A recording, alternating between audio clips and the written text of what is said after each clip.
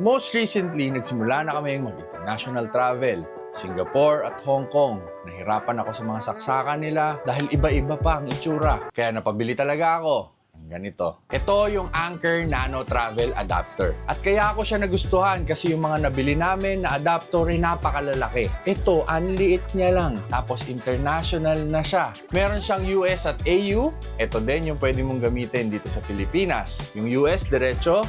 Yung AU, maingingiwi mo lang ng konting ganyan, no? O, diba?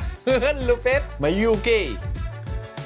Meron din ito. Available din naman dito sa Pilipinas. Kung ano man tawag sa saksakan na to. Napakaraming ports and functions na gamit sa kanya. Bukod sa meron ng direct outlet dito sa harapan, meron pa siyang dalawang micro USB ports na ultra fast charging. At meron pa siyang dalawang USB-A ports sa ilalim. Ultra fast charging din yan. Kaya para sa mga magta-travel internationally, kung di ka sigurado sa saksakan na gamit nila, bilhin mo na lang tong saksakan na to.